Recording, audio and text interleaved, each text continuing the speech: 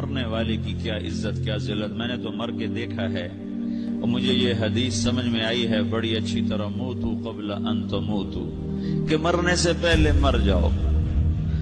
اس وقت اگر میں مر جاتا تو مجھے کوئی گالیاں دیتا تو مجھے کیا نقصان تھا، اور مجھے کوئی نعرے لگاتا میرے لیے تو میرا کیا نفع تھا۔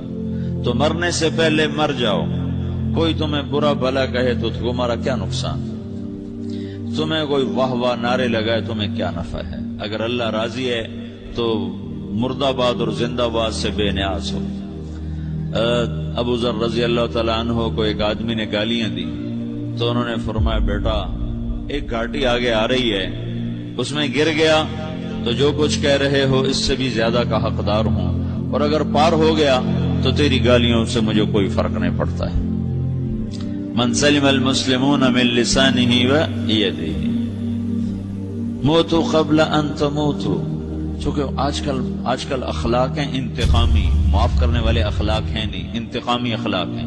ہمارا معاشرہ انتقامی ہے، اچھا کرو گے تو ہم اچھا کریں گے، برا کرو گے تو ہم برا کریں گے، جیسا کہو گے ویسا ہم سے سنو گے، یہ ہمارا ماحول ہے، یہ ہمارا۔ ایک ماں کہہ رہی تھی دوسری ماں کو، میرے پترا کدی کسی نے واسطے سلام نہیں کیتا، بڑے فخر سے کہہ رہی ہے، ہمارے اپنے گاؤں کی بدوا، میرے پترا کدی نہیں کسی نے واسطے سلام کیتا، مائی جڑا کرے انہوں کریں دیں، جڑا نہ کرے انہوں پوچھ دے ہی کوئی نہیں۔ یہ وہ فخر سے کہہ رہی تھی۔ جو سب سے بڑا عیب ہے وہ سب سے بڑا فخر بنا ہوا، میرے پترا کدی نہیں کسی نے واسطے سلام کیتا۔ جب ماں باپ نے یہ سبق دیا تو اولاد کا کیا قصور ہے؟ تو ہمارا معاشرہ انتقامی ہے، ایک کی 10 سنانے کا ماحول ہے، تو آپ 100 کی ایک بھی نہ سناؤ۔ احنف بن قیس رضی اللہ تعالیٰ عنہ پہ ایک آدمی نے چڑھائی کر کہنے لگا ایک سناؤ گے نا تو 10 سنو گے میری طرف سے۔ تو احنف بن قیس کہنے لگے بھائی تو مجھے 100 بھی سنائے گا نا تو میری طرف سے ایک بھی تو نہیں سنے گا۔ ایک آدمی ان کی بڑی بےزتی کر رہا تھا اور وہ چل رہے تھے اور وہ 100 گالیاں بک رہا ہے۔ جب آ گیا نا قریب شہر تو کہنے لگے دیکھ اب میرا قبیلہ یہاں رہتا ہے، اگر کسی نے سن لیا نا تو تیری بڑی دھلائی کر دے گا، تو نے جو مجھے گالیاں دینی میں کھڑا ہوں یہیں تو دے لے، تو اپنا سارا زور پورا کر لے تاکہ آگے تجھے کوئی تکلیف نہ پہنچا دے میری وجہ سے۔ تو وہ پاؤں پہ گر کے معافی مانگنے لگا کہ واقعی تو بڑے حلم والا ہے۔ وہ مشہور تھے اپنے حلم میں، بردباری، اور لوگ ان کا امتحان لینے آیا کرتے تھے، کہ بھئی کوئی ہے جو احنف کو غصہ دلا تو لوگ ناکام ہو جاتے تھے، ان کو غصہ نہیں آتا۔ ایسے ایک عرب سردار گزرا معن بن زائدہ، وہ بھی اپنے حلم میں بڑے مشہور تھے۔ ایک دفعہ لوگوں میں شرط لگ گئی کوئی ہے معن بن زائدہ کو غصہ دلائے تو ہم اس کو انعام دیں گے۔ تو ایک شاعر نے کہا میں غصہ دلاتا ہوں، تم دیکھنا ایسے سیخ پا ہو جائے گا جیسے جانور۔ تو وہ چلا گیا اس کی مجلس، دربار لگا، عرب سردار کا بہت بڑا دربار لگا ہوا، تو کہتا السلام علیکم، میں کہا وعلیکم السلام۔ تو معن بن زائدہ پر ایک دور بڑے فخر کا گزرا تھا، پھر اللہ نے اس کو بہت بڑی سرداری دی، بنو عباس کا بہت بڑا یہ وزیر گورنر تھا۔ تو کہتا اتذکر اذ لحافک جلد شاۃ فاذ نعلاک من جلد البعیر، کیوں بھائی تو یہ یاد ہے جب تیرا بستر بکری کی کھال تھا اور تیرے جوتے اونٹ کی کھال کے تھے؟ تو کہنے لگا کیوں نہیں یاد، بھلا کوئی ماضی بھی بھولتا ہے؟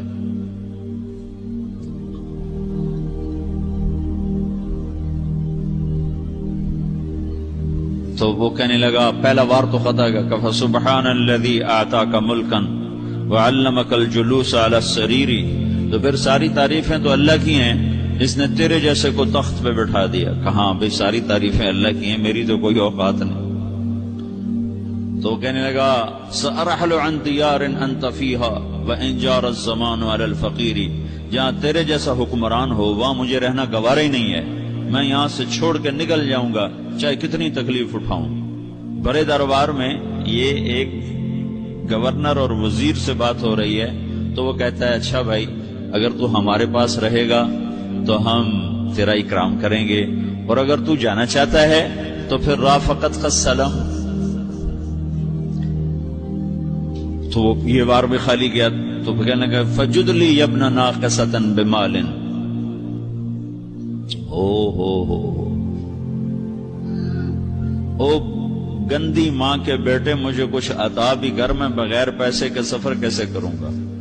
عرب کو کسی کو بھی ماں کی گالی دے دینا اور پھر عرب سردار ہو. فجد لی یبن ناقصۃ بمال، بری ماں کے بیٹے مجھے کچھ پیسے بھی دے، میں نے جانا ہے. میں کہا بھائی اس کو 3000 دے دیا جائے. اللہ اکبر. تو کہنے لگا قلیل ما اعطیتنی وانی لاتمو منک فی الکثیر، یہ تو بہت تھوڑا تو نے دیا ہے، مجھے اور دے. کہا اچھا بھائی 3000 اور دے دو. تو وہ شاعر کی بھی آنکھیں پھٹ گئیں. کہنے لگا اب ٹھہر جا ٹھہر جا، اب میں تیری اصل تجھے بتاتا. سألت اللہ ان یبقیک ذخرا فما لک فی البریۃ من نذیر، میں اللہ سے دعا کرتا ہوں اللہ تیرے جیسوں کو سلامت رکھے، تیرے جیسا دنیا میں کسی ماں نے جنا ہی کوئی نہیں. فمنک الجود والافضال حقا وفضل یدیک کالبحر الغزیر، تو ہی سخی ہے، تو ہی کریم ہے، اور سمندر بھی تیری سخاوت کے آگے کچھ نہیں ہے. تو نے کہا اچھا بھائی تو نے ہماری برائی کی، ہم نے تمہیں 6000 دیے، اب تو نے ہماری تعریف کیا، بھائی 10,000 اور دے دو اس کو. ہاں ہاں باتیں ہی رہ گئیں، باتیں ہی رہ گئیں. کہاں سے لائیں ایسے لوگ؟ ہمارا معاشرہ انتقامی ہے، بدلہ لینے کا ہے، بدلہ لینے کا. اس نے میرے ساتھ کیا، میں نے بھی کرنا ہے. تو اعلیٰ درجے کا اسلام یہ سکھا رہا نہیں چپ ہو جاؤ، سلام مت بن جاؤ، سلامتی بن جاؤ، سلامتی کی علامت بن جاؤ. من سلم المسلمون من لسانہ ویدہ. اب وہ سوال کرتا ہے یا رسول اللہ ای الایمان افضل، سب سے اعلیٰ درجے کا ایمان کیا ہے؟ اسلام کیا ہے؟ کلمہ نماز روزہ حج زکات. اعلیٰ درجے کا اسلام کیا ہے؟ من سلم المسلمون من لسانہ ویدہ. یہ اخلاق کا ادنا درجہ ہے، ادنا درجہ ہے.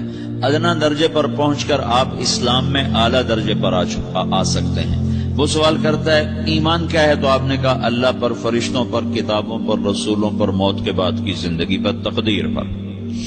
اب ایک اور سائل سوال کرتا ہے ای الایمان افضل، سب سے اعلیٰ درجے کا ایمان کیا ہے؟ تو آپ نے فرمایا حسن الاخلاق، اچھے اخلاق سب سے اعلیٰ درجے کا ایمان ہے. جو آدمی اسلام میں، جو آدمی اخلاق میں، جو مرد عورت اخلاق میں ادنا درجے پر ہوتا ہے وہ اسلام میں اعلیٰ درجے پر پہنچتا ہے. اب اگر وہ اخلاق میں اعلیٰ درجے پر آ جائے تو اب یہ کہاں پہنچے گا؟ اب یہ کہاں پہنچے گا؟ میرا نبی کہہ رہا ہے سب سے اعلیٰ درجے کا ایمان ہے حسن اخلاق، حسن اخلاق. ابو ہریرہ نے پوچھا یا رسول اللہ وما حسن الاخلاق، یہ بھی ایک اور حدیث ہے. یا رسول اللہ حسن اخلاق کیا چیز ہے؟ تو آپ نے 3 چیزیں فرمائیں، تصل من قطعک وتعطی من حرمک وتعفو عمن ظلمک. جو تم سے توڑے نہ تم اس سے جوڑو. نہیں کرتا سلام نہ کریں، کوئی ہم چھوٹے باپ کے ہیں، ہم تو کبھی بھی نہ کریں، ہم تو کبھی بھی نہ منہ تھوکیں بھی نہیں ہم تو میرا نبی کہہ رہا ہے جو توڑے تم اس سے جوڑو،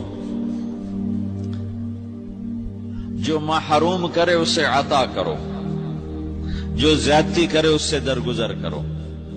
یہ 3 کام جو عورت مرد کر لے گا یہ اخلاق کے اعلیٰ درجے میں ہے. جب یہ اخلاق کے اعلیٰ درجے پر پہنچتا ہے تو پھر میرا نبی کیا بشارت دیتا ہے؟